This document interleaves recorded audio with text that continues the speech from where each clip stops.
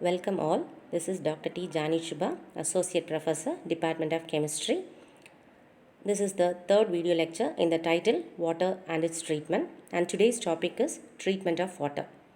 And we have already seen in the first video lecture, we have seen about what is hardness, the units of hardness, and also the estimation of hardness by EDTA method. The next video was on the boiler feed water, its requirements, and the boiler troubles which are caused due to the presence of hardness producing salts. And today we are going to concentrate on how to remove the hardness producing salts. So let us go into the video. So after completion of this topic, you will be able to summarize the various internal treatment techniques. Now let us see what is meant by treatment of water. The process of removing soluble salts of calcium and magnesium from hard water is known as softening of water. The softening of water is based on the principle that the soluble salts of calcium and magnesium are converted into their insoluble salts. Thus, the insoluble salts get separated from water and it becomes soft. The methods of softening hard water are grouped into two main categories as internal treatment methods, and next one is the external treatment method.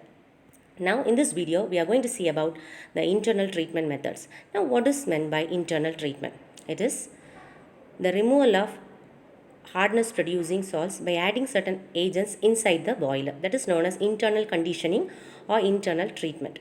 In this process, the hardness causing dissolved salts are removed by complexing the hardness causing soluble salts by adding appropriate reagents or by precipitating the scale forming impurities in the form of sludges, which can be removed by blowdown operation, or by converting the scale forming salts into compounds which stay in dissolved form and do not cause any trouble in the boilers.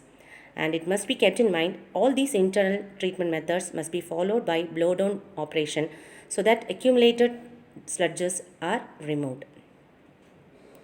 Now let us go into some of the important internal conditioning methods. The first one and the foremost one is the colloidal conditioning. The scale formation in low pressure boilers is prevented by the addition of kerosene, tannin, agar-agar, etc., which get coated over the scale forming precipitates. These form loose non-sticky deposits that can be removed by blowdown operation. The next important method is the phosphate conditioning. Here, the scale formation due to the presence of permanent hardness causing salts is avoided by complexation with sodium phosphate in high pressure boilers. The complex formed is soft, non-adherent and easily removable. So, if the water contains calcium chloride and magnesium chloride, then when they are reacting with sodium phosphate, they form the soft sludges of calcium phosphate and magnesium phosphate, which can be removed by blowdown operation. The three major phosphates that can be employed for conditioning are the sodium dihydrogen phosphate.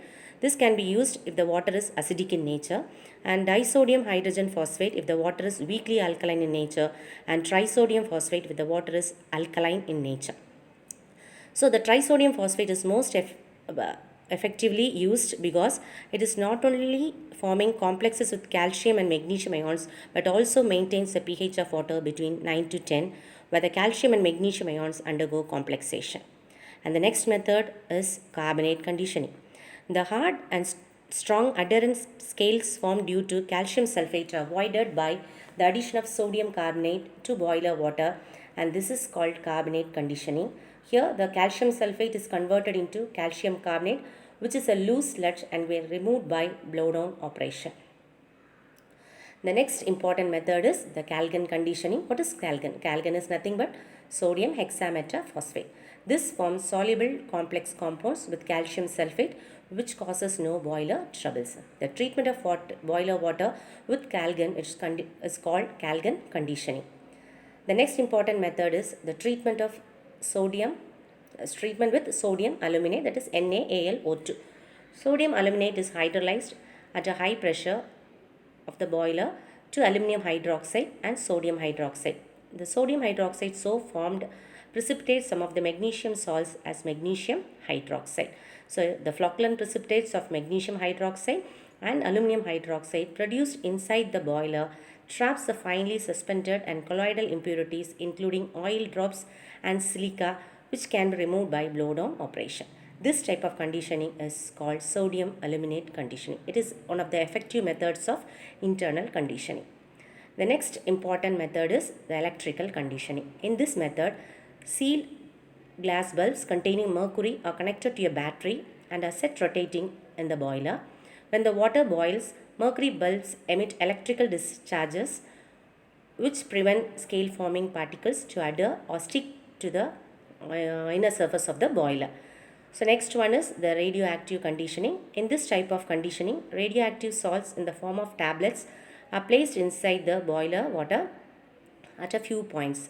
The radiation emitted by the tablets of radioactive material prevents the scale formation. I hope you all have enjoyed the concept of and understood the concept of treatment of water, that is the internal treatment. So after completion of this topic, we'll be able to answer the questions like what is meant by treatment of water, what are two broad categories of treatment of water, what is meant by internal treatment, and explain the various internal treatment methods in detail. So thank you for listening.